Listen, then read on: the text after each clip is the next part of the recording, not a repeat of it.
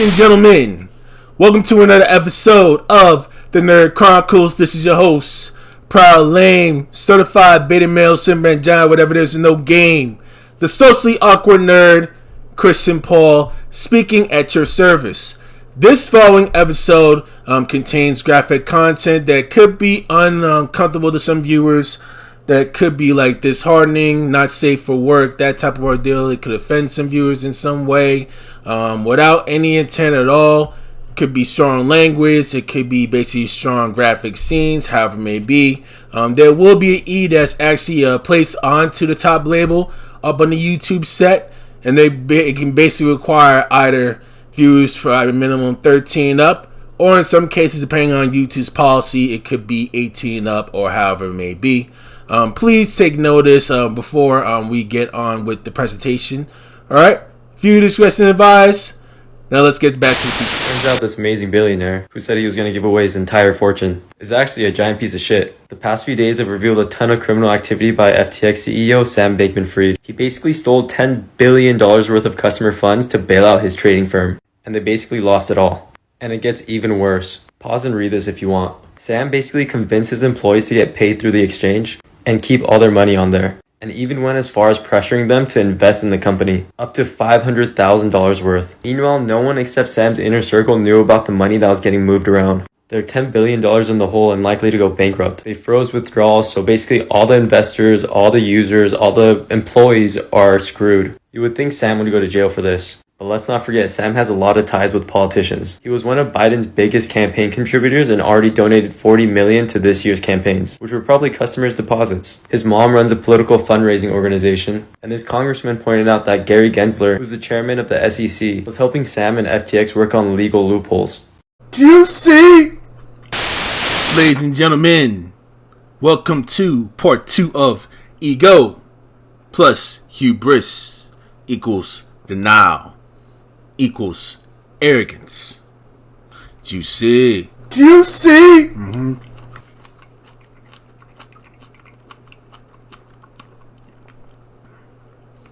Juicy.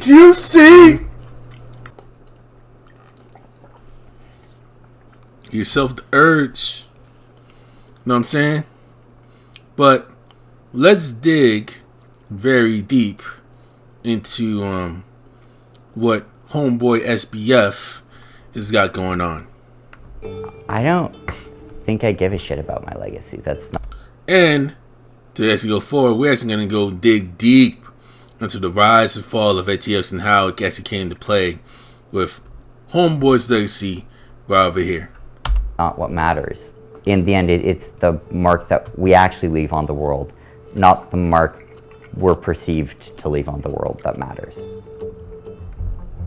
In an industry known for speed and scalability, it seems fitting one of the world's largest cryptocurrency exchanges imploded within days.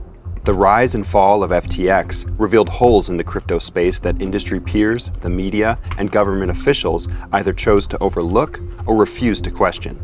Beneath the promise of a decentralized financial future for the world stood a fragile ecosystem pioneered by young, ambitious founders determined to move mountains under the guise of effective altruism, a trendy philanthropy movement among tech founders.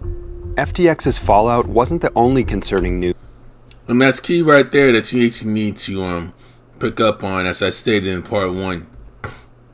The founders that are literally inexperienced and not even that much in depth up in the STEM fields, and you're doing the shit like this. Boy, I tell you. Alright, let's go further dig deep into this motherfucker. News out of the crypto industry in 2022. It follows the decimation of Lunacoin and the Voyager scandal, which leaves us wondering, can the public and government legislators trust the crypto system?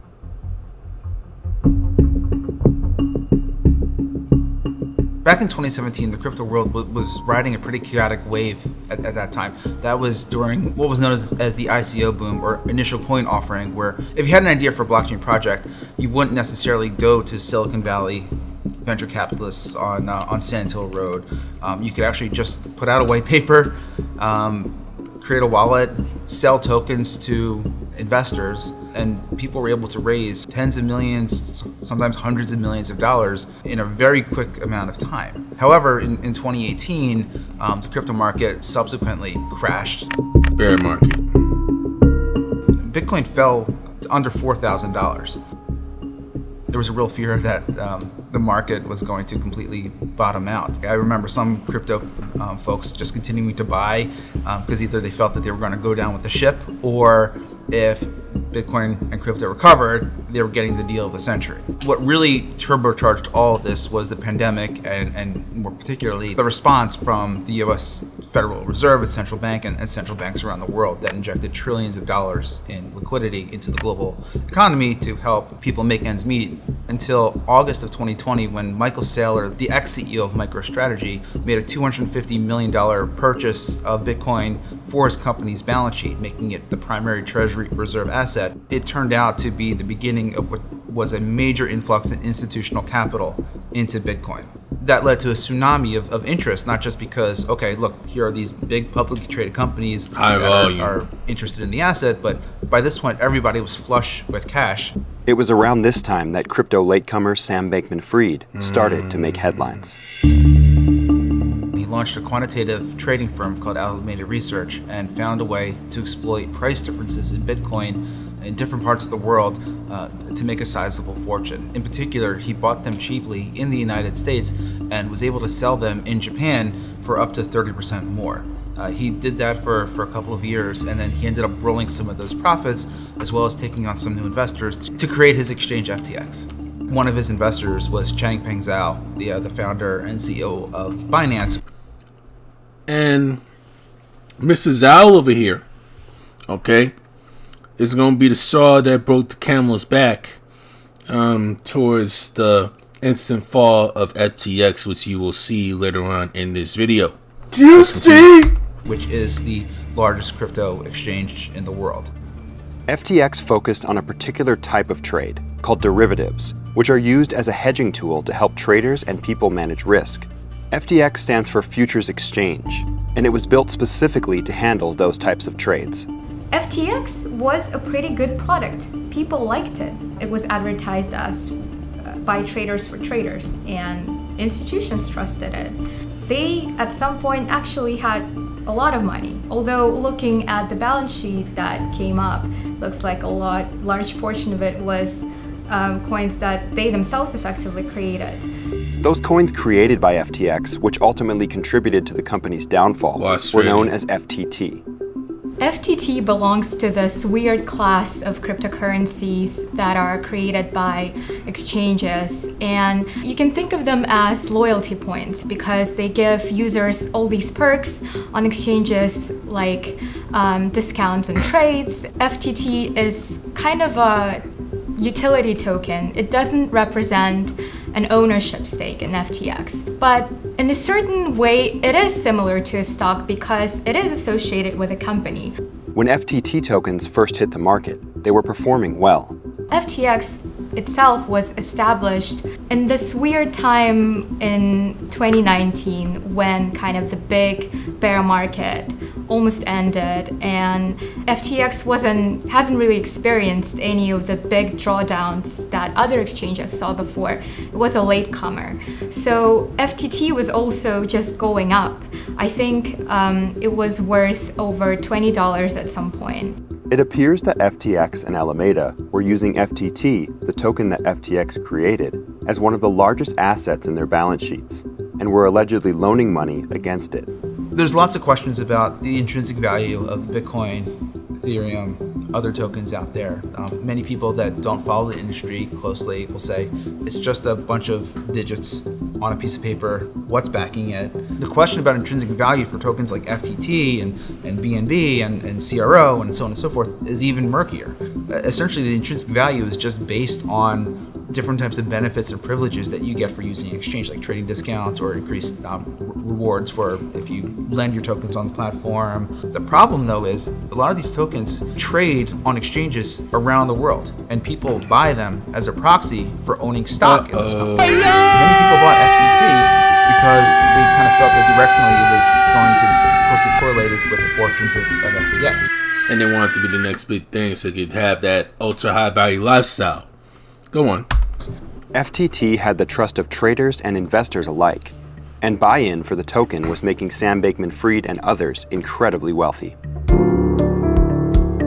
Our cover story was really the first big profile of Sam Bankman-Fried in a magazine, and it really looked at sort of his background and how in a very rapid period of time he became the richest 29-year-old in the world. At the time that we did the story, I think we had him valued at $22.5 billion, although a lot of it was illiquid, locked up in FTT tokens that played a role in the downfall of all of this, and FTX equity. You see?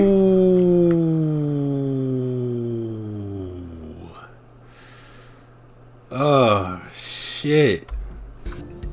A lot of people are asking, why did nobody realize this sooner? I will say that there were certain warning signs there.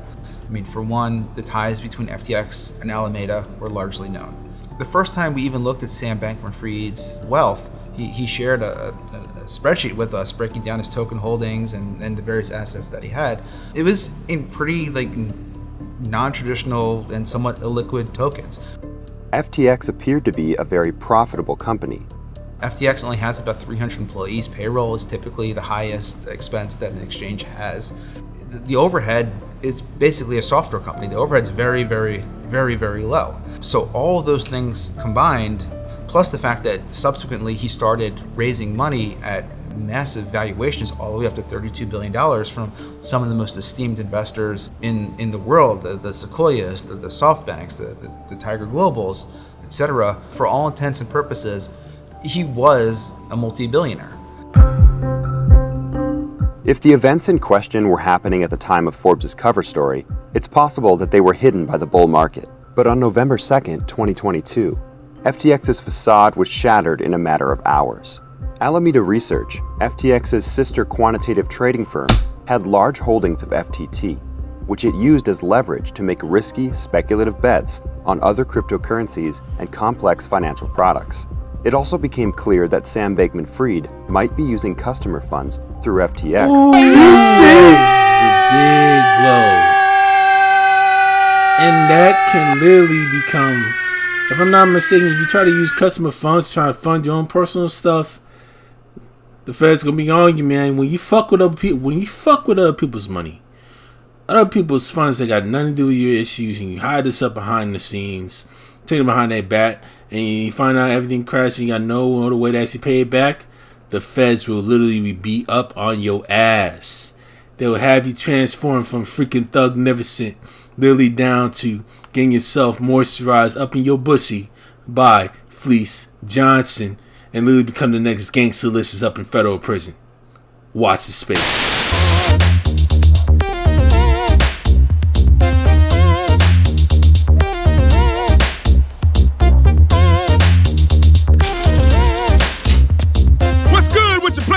This your boy Thugnificent representing Terabelle, Georgia. You know what I'm saying? Lethal interjection moving next to your home. Check the chain, nigga. I know y'all love my music and love my videos and shit.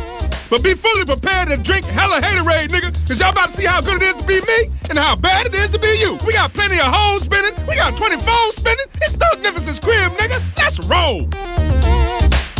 Juicy. But when lockup visited Kentucky State Penitentiary, we met Fleece Johnson, a longtime inmate who practices a very different kind of homosexuality. But we have sexual desires, right? So you got a bunch of men locked up in one place. All of them get hard. All of them's horny. All of them got sexual desires. So what are they going to do? If you won't let them have a woman, they gonna have each of somebody's gonna have to give us some booty. And it's just that simple. Juicy. Delicious. You got the hit song that's killing them in the streets right now. No, don't take that literally, folks. Just killing them in the streets. Homies over hoes. And now I'm telling you, the clothing line's jumping off. This thing is, what do you say, Gelman? Off the hook? Tell us about that. Well, Reed, we just had to bring, our own flavor to the fashion game. Fashion is a real big thing. Me and my crew, personal grooming, hygiene, facial, shiatsu, seaweed wraps, that type of thing. And we not doing it for the females, We doing it just for us, that's real. All right, now, we got some models. Check it. Over here with some of your new gear. Now, the vest isn't actually bulletproof, correct? No, not really, but it's a hot style. And pink is definitely the in color for the season. And here we have the Gangstalicious super long tee. Oh, that's long, baby, but that's the style, right? Oh, why's the backside cut out? I knew you were gonna ask that, and I like your attention to detail, Kel. I tell you why. That way, you don't have to waste time lifting up your t-shirt. You can get to your toast real fast, Get the drop on a nigga. Not that we want the kids to carry guns or nothing like that, because we always tell the kids that ain't the way. Matter of fact, I had a song called Kids, That Ain't the Way. But if you got to pull a burner out on a nigga, this t-shirt could give you the half a second or more that may save your life. Now, this here is just amazing. Pearl necklaces. I didn't know men wore pearls. Oh, yes, definitely, Kelly. We just want cats out there in the street, to step their jewelry game up. It's all about pearl necklaces. Wow! Pearl necklaces! Well, I don't know if I could wear one, but... Juicy!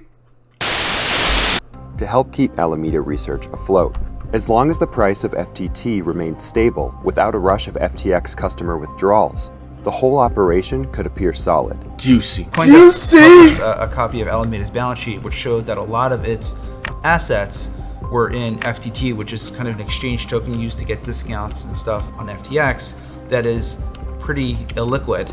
And when that happened, that caused a lot of people to get scared. The real catalyst for all of this is when, shortly after CoinDesk published that article, Changpeng Zhao, CZ, announced that he was going to sell about $500 million of FTT on the open market. Boom!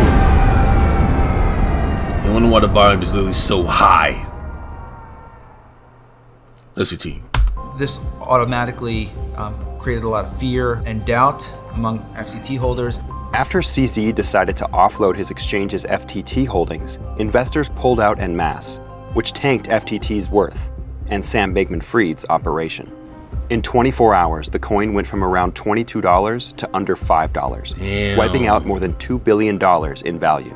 Ultimately, what happened was Sam Bankman-Fried reached out to CZ, his earliest investor, to see if Binance would be interested in acquiring FTX. Binance and FTX signed a letter of intent, but it was non-binding. About 24 hours after that letter was signed, CZ and Binance announced that they were going to walk away from the deal, that there were too many problems at FTX, and then eventually the company decided to file for bankruptcy, Chapter 11.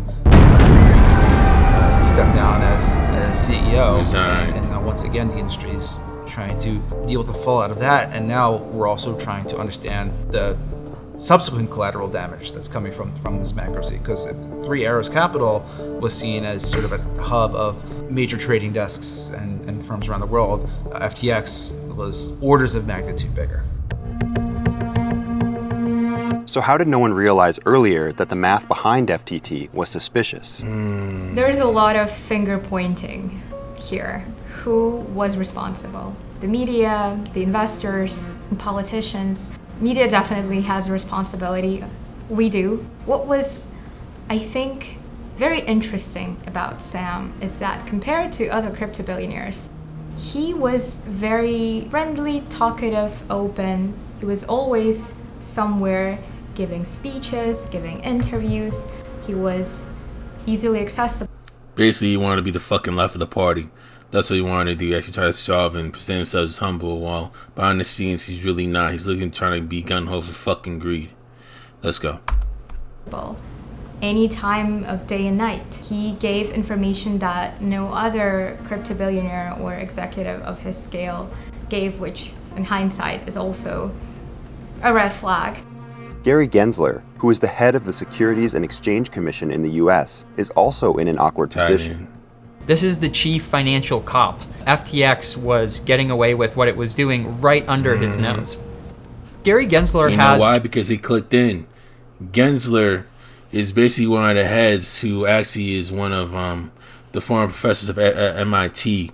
When Sam over there actually attended and is one of his professors, and he's clicked in with like another fellow head of state with a professor that actually we used to work for the SEC. That ended up being his girl. Ended up being the daughter, basically who Sam is dating now, which is his current girlfriend. So that's her current girlfriend's father. Basically the founder of Alameda Research. That's her, right? That's her dad right there. You know what I mean? That's basically him. They have strong ties with the Securities and Exchange Commission, and this is why, unfortunately, it's probably going to take some time before you may see Sam and the girlfriend over here be up in orange jumpsuits, literally having their bushies moisturized and cookies moisturized. How you want to put it? Up in them cell walls. The moment they accidentally drop the soap. Going from Dougnificent to being the next prey to Fleece Johnson and Gangstalicious. Juicy!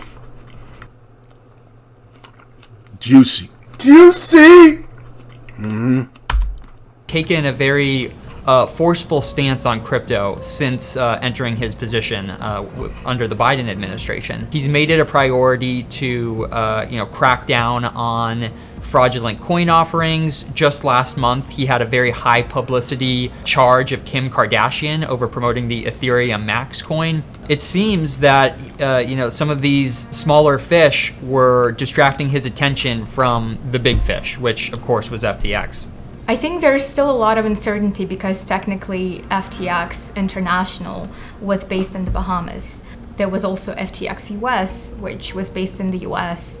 A couple years ago, the Bahamas passed a digital assets-focused legislation that led exchanges like FTX to domicile in the islands. It wouldn't be right to say that FTX wasn't regulated. It was regulated by the Bahamian authorities, but I think the questions that everyone will be asking now is, well, what kind of oversight they had. Now there are reports that some employees or people who worked with Sam on other projects tried to raise those issues, but they were quickly shut down because of the influence that he commanded, because the industry is so small.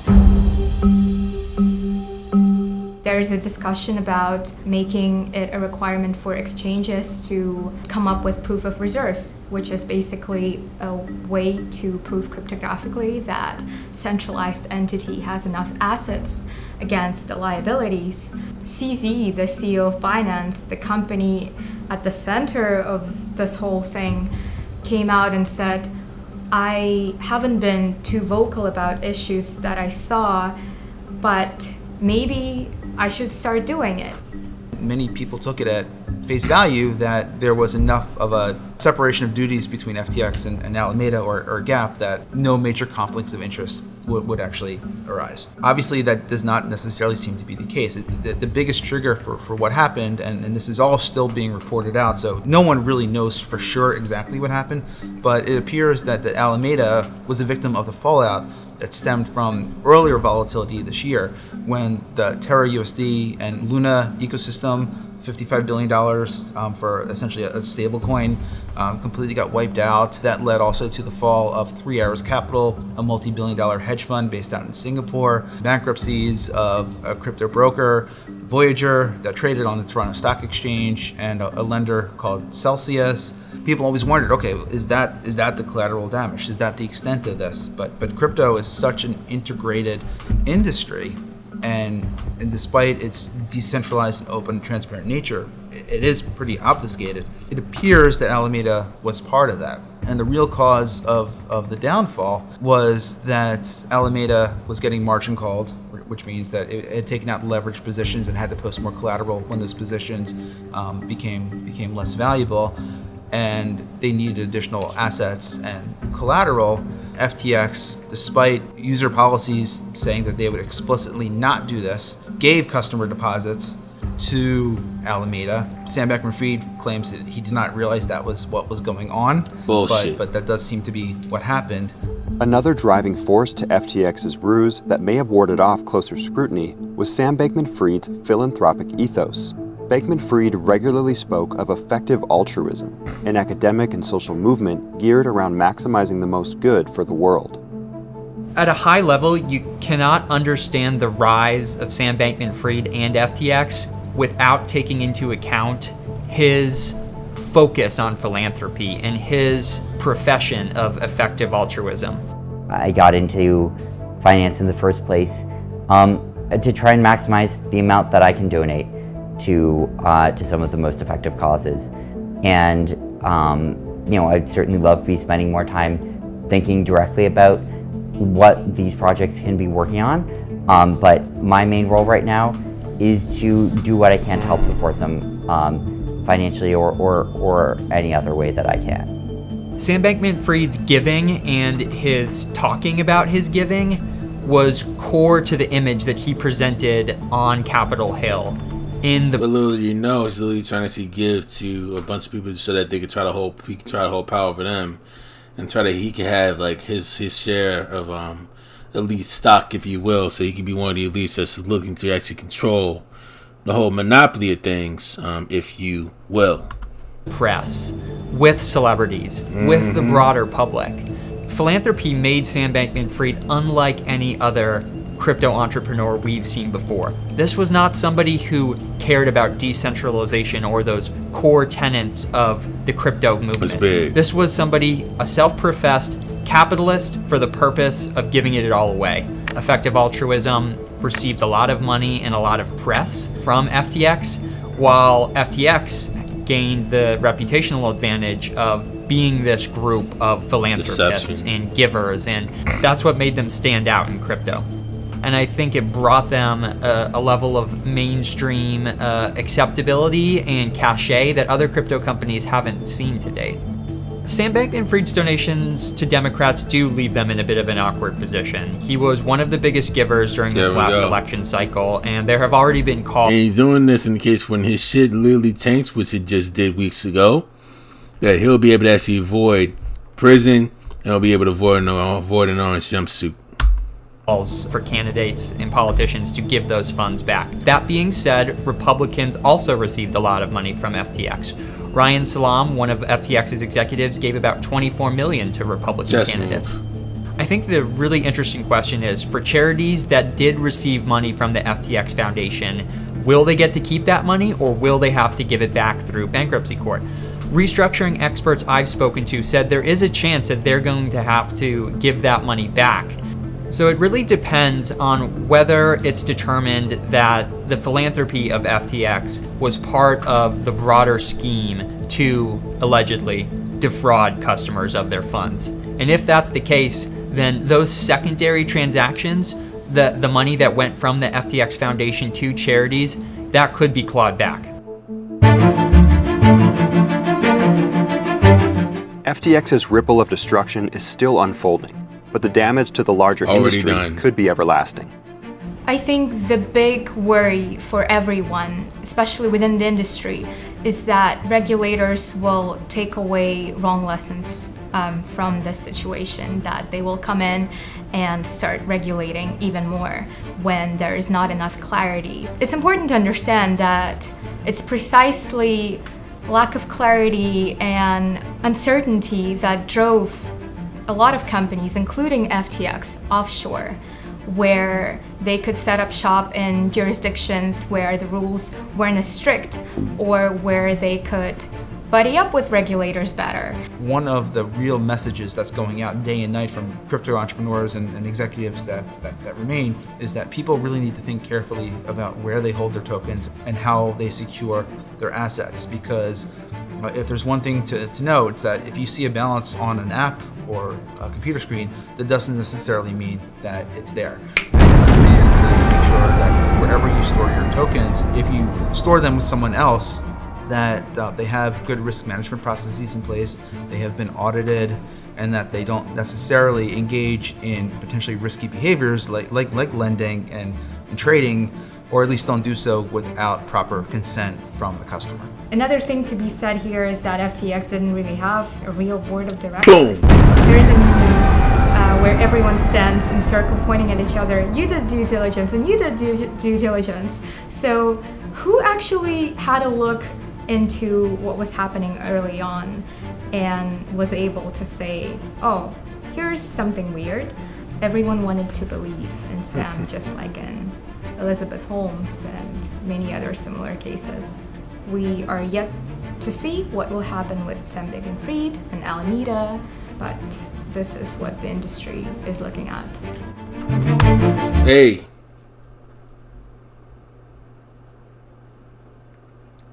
Let's close this motherfucker out. George Skinner. Enron.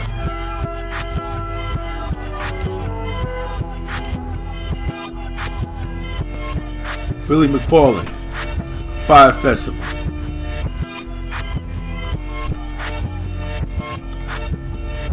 Elizabeth Holmes. Theranos.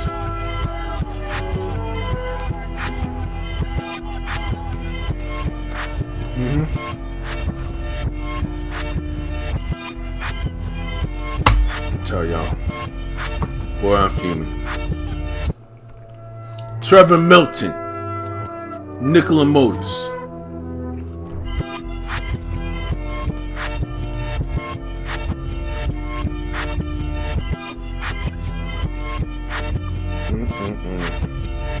Who else today? Who else? And most notably, second to last, Caroline Ellison.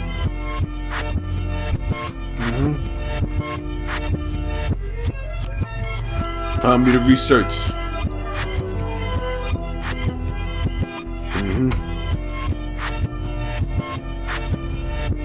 And we know most recently, Sam Bankman-Fried.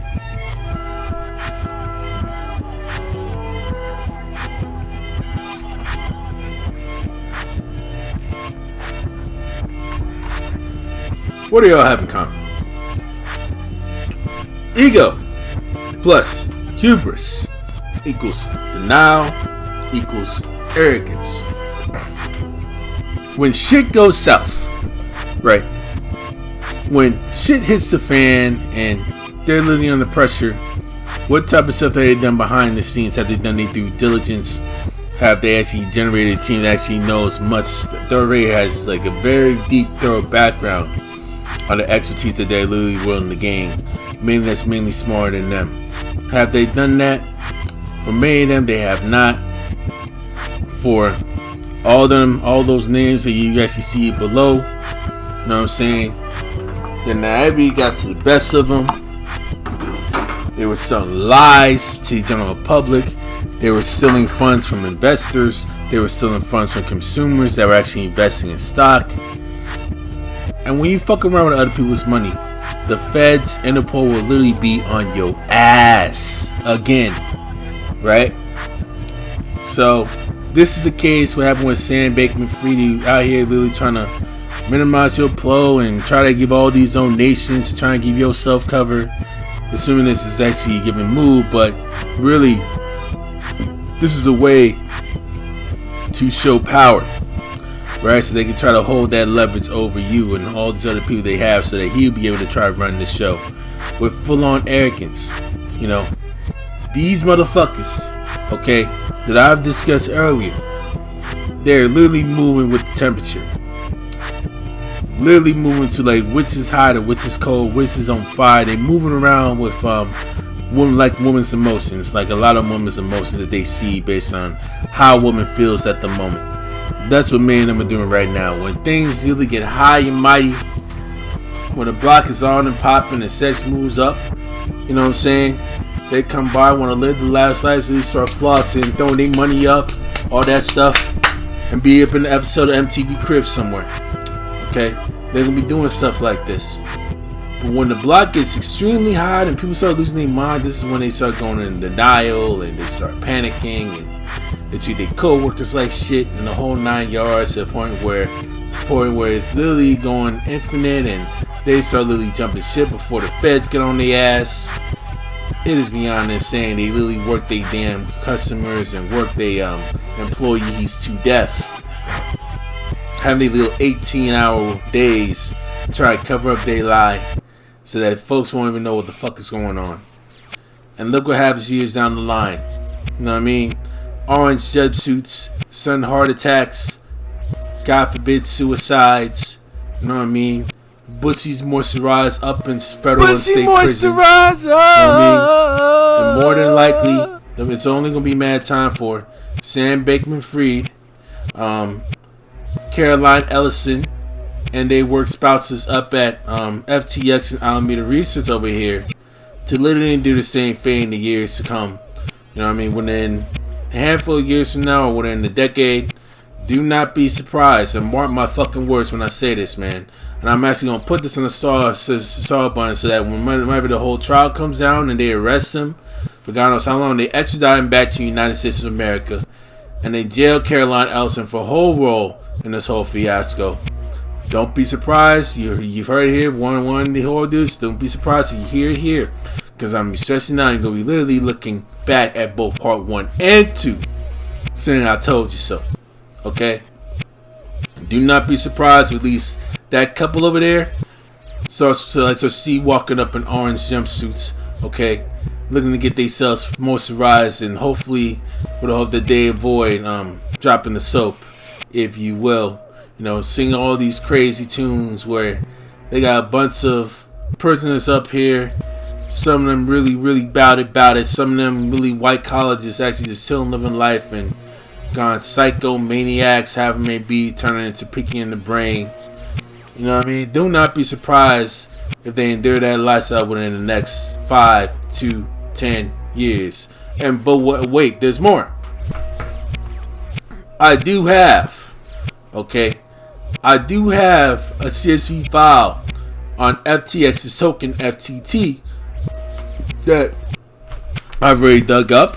I already did some research, and in the next parts to come, we're gonna actually dig a play-by-play on FTT stock value and crypto value, on how the activities really come into play. So you guys really be on the lookout for that, as well as the whole ordeal of actually FTX having the possibility of literally recovering with their new CEO, John J. Ray, who is a former employee of Enron, a former executive of Enron, who ended up going bankrupt after doing all this cold crazy, and after much of CEOs and the founder partners and the board of directors are literally gone gung-ho with greed and selfishness when it comes to money, and like lavishness, trying to actually get up on that high value lifestyle and be the hardcore cookie moisturizers, trying to bag some chicks down and get their knots counted up. You know what I'm saying? They're trying to live that ultimate lavish lifestyle. Come to find out they end up being up in orange jumpsuits years later, with one of the founders literally dying from a heart attack.